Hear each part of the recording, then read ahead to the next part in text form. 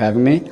And my name's David Petty, and my talk is called The Not So Same Origin Policy. And basically, I'm going to be diving into the subtleties of like misconfigurations with the policy and how they can lead to exploits in web applications. So a little bit about me. I recently graduated Northwestern University with a bachelor's in computer science. I'm currently associate security analyst at Independent Security Evaluators. It's here in Baltimore. And my interests are hacking, of course. I love video games. I play a couple musical instruments, and I love animals. And I've always had pets, including now. So I had to, sorry. But those are my two guinea pigs.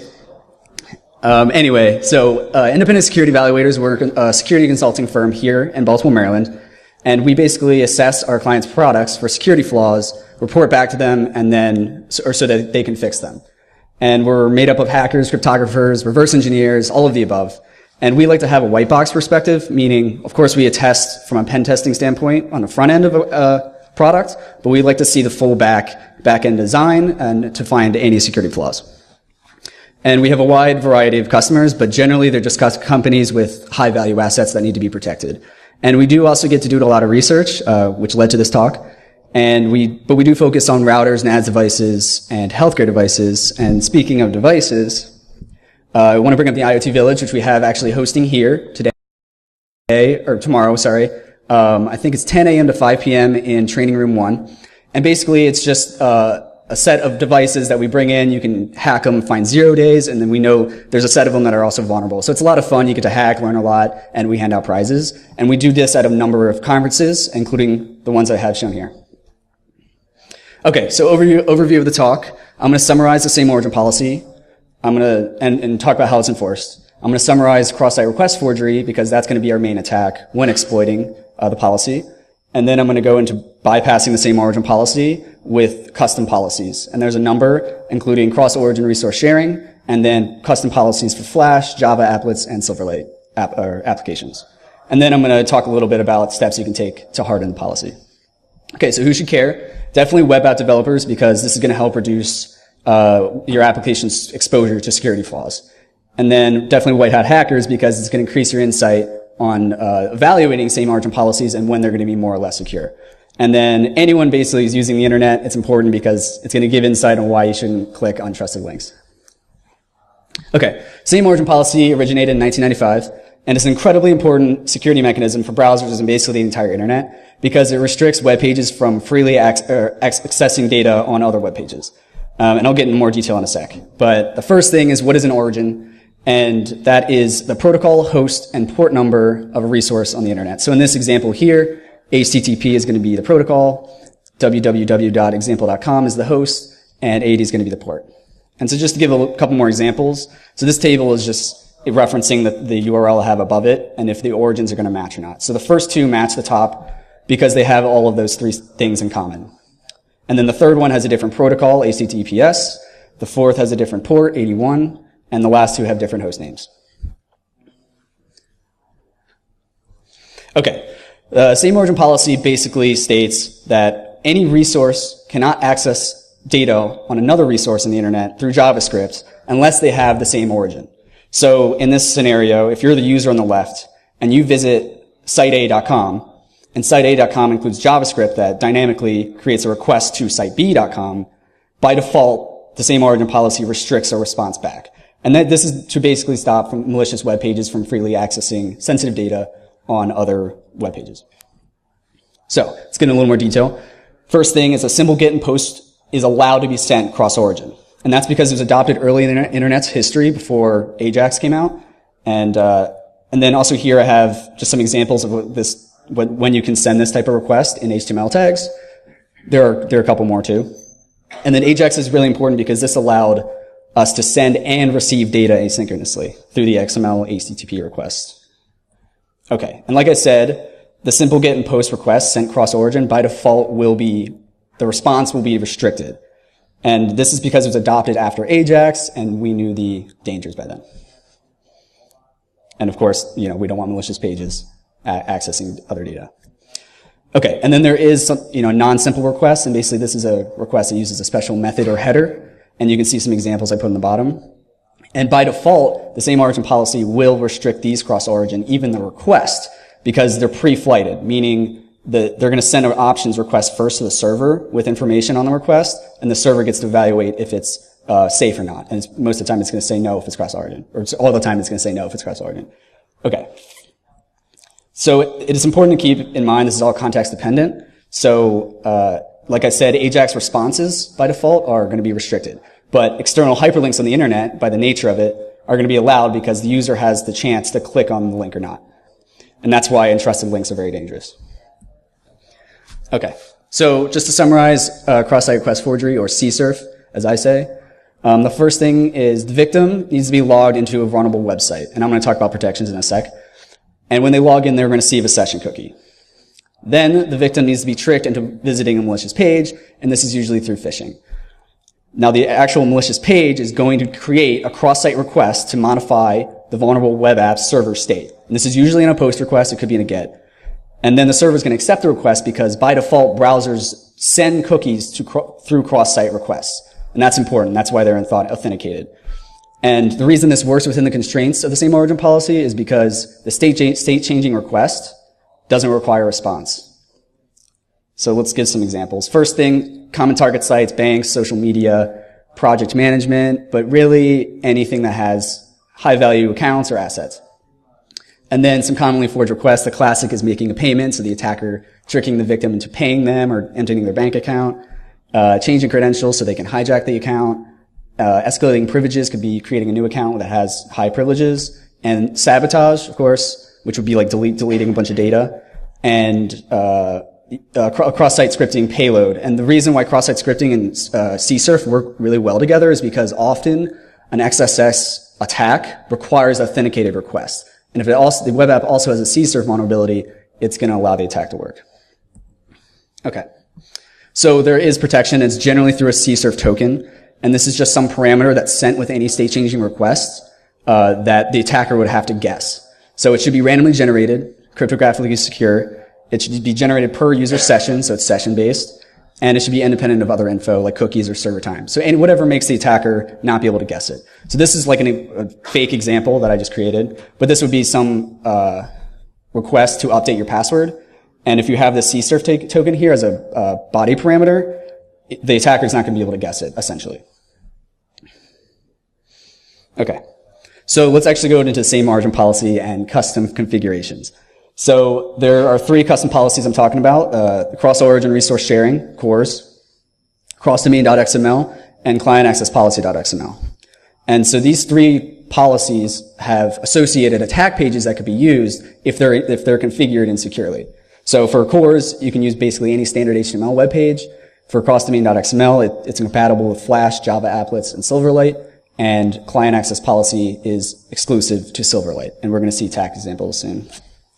Okay, first though, I want to introduce my demo web apps.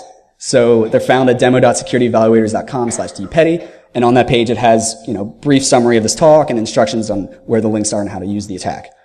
And it's important to note that demo.security-evaluators.com is hosting the web applications, while demo2.security-evaluators.com is hosting attack pages because it needs to demonstrate a cross-origin attack. And I do have the CSRF protection implemented in the web applications because we're going to show how we can bypass it. And obviously the app looks awesome. You can buy apples or update your credit card, and it's completely arbitrary. It's just for demonstration. Okay. So let's talk about CORS. So it was developed by a World Wide Web consortium to basically standardize same origin policy configurations across the internet. So it's basically just a set of HTTP response headers that define what requests can be sent cross-origin, that the server will accept and send responses to. So the allow origin header in the top is whitelistingexample.com, that domain. Allow credentials header is saying if that cross-domain request can send cookies or not, so if it can be authenticated. And then the allow methods and allow headers just specify what methods and headers can also be sent. Okay.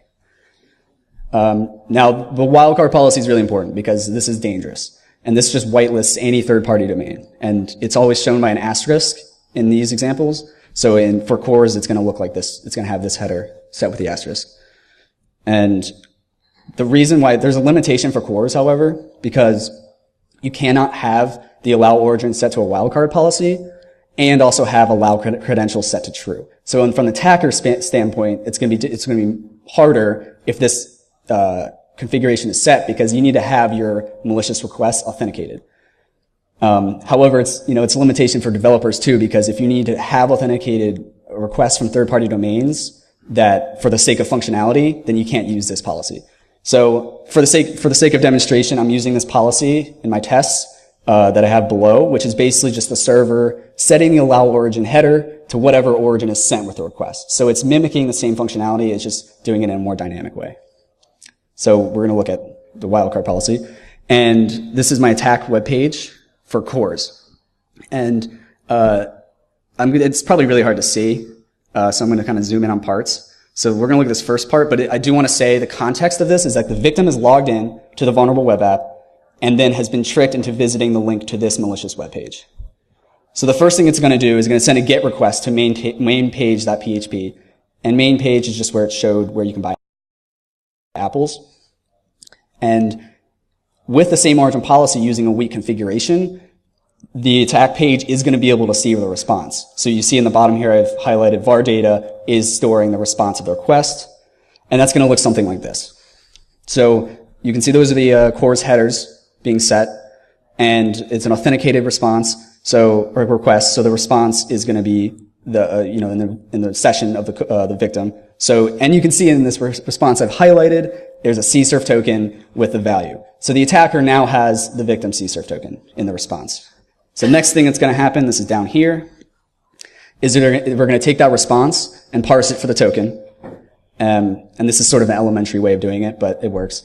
And then the attack page is going to now create, all on the same page, create a new request that's a post to buy.php, which is on the web app. And you can see that I've highlighted, it's setting a quantity of 1,000 and then putting the CSRF token parameter as the stolen token from the victim.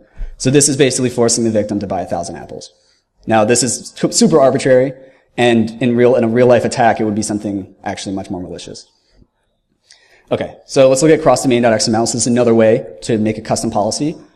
And this one was made earlier than cores, and so it was more an ad hoc solution because they needed the functionality of allowing third-party domains. So this is compatible with Flash, Java applets, and Silverlight, and I do want to stress that these three are going to be used as the attack page. So as long as there's a crossdomain.xml on the web app, these three could possibly be used as attack pages. Okay, so first example of a policy is example.com. So you can see in the domain variable is just setting what domains are allowed. So that's whitelisting example.com. And then again, there's the wildcard policy. However, for crossdomain.xml, it's dangerous because there are no restrictions like cores. So that's just something to keep in mind. So we're again be looking at these policies. Now I'm going to use the Flash example for my second, but here actually, yeah, okay. So I'm zooming in on the part that actually matters here. And this is going to be doing a different type of attack, but utilizing the same, the same method. So basically what this request is, and again, the victim is logged in and is tricked into visiting this malicious web page. The first thing it's going to do is just create a GET request to edit_card.php. And you're going to see what that web page has in a second. But first I want to show the policies actually in action. So you can see in your developer tools, if you have a policy or a cross-domain XML policy of example.com, visiting this malicious page on demo2.security_evaluators is going to get blocked. But then if you have a wildcard policy, you can see that edit card was sent and received a response. And there is the response from edit card, which has the victim's credit card number. So that's just another example of the attacker just using a GET request to access sensitive data. Okay. And then client access policy is very similar to cross-domain, except it's just exclusively for Silverlight, but it behaves in the same way, so there's not too much to talk about it. And I just wanted to give an example in this picture, which shows the wildcard policy with the asterisk. Okay, and there are other bypasses like JSON-P or JSON with padding. And basically, this is just another way, a modified way for two servers to exchange JSON data, but is not subject to the same origin policy because the browser looks at the script tag here or the exchange from the context of the web page that the scripts are on. So it evaluates the request from that origin instead of the actual target site.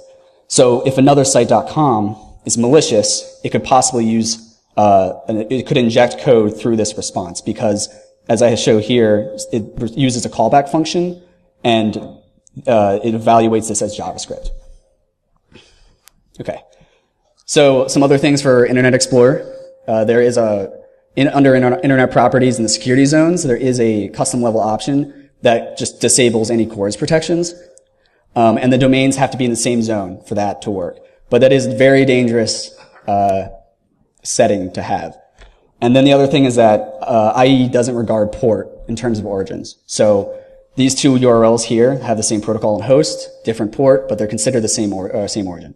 And you may think that that's not a problem, but there are some instances where it could be. For example, if port 80 is hosting a normal web application with sessions and sensitive data, but then port 8080 is just some arbitrary, like publicly accessible web app, but it has a cross-site scripting vulnerability.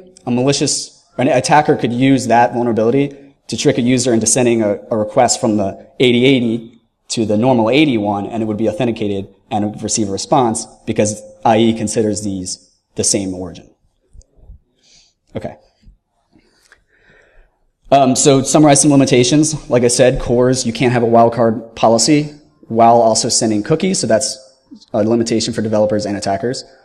Java applets and Silverlight, it requires the victim to run the plugin, so you actually have to click like run, and some people will do that and some people won't. It is a limitation. And then there is limited plugin support for browsers. So as of March this year, the Firefox ESR, or Extended Support Release, 32-bit is the only one that supports these plugins. And then there hasn't been Chrome support since September 2015, but for IE, there are no limitations. The ActiveX plugin still supports them. And then the only thing for Flash is it has to be enabled in the victim's browser for the attack page to run. Okay, so there are a couple things you can do to harden the same margin policy, but I want to stress that these are not fixes. They're just ways to harden. So the first thing is content security policy is a response header that a server can use, and it's just another way of whitelisting domains that can send cross-origin requests. So this could be used in lieu of a policy or in conjunction with it. And then X-frame options has much more limited control. It basically just prevents cross-origin requests from the frame and iframe tags. And then the same site cookie attribute, so if this is another thing a server can do, is set this attribute in the set cookie header. And if it's set, then that the web pages cannot or will not be able to or not receive requests with cookies. It will disregard the cookies. So that's another thing the attacker that would foil the attack because it needs to be authenticated request. Okay. So takeaways. First thing is same origin policy has a lot more nuances than you think. So there are multiple ways you can configure it with a custom policy. They all behave a little bit differently, and you may not know what an attacker can actually do if you're using an insecure policy. And then a weakened same origin policy is definitely dangerous. Like I've shown with these attacks, it's allowing an attacker to either bypass CSRF protections or access other sensitive data on a web page. And then I guess the main point or goal is to optimally balance usability and security. So especially today, a lot of web applications need to include third-party domains for the sake of functionality, so they need to open up their same origin policy to allow them in.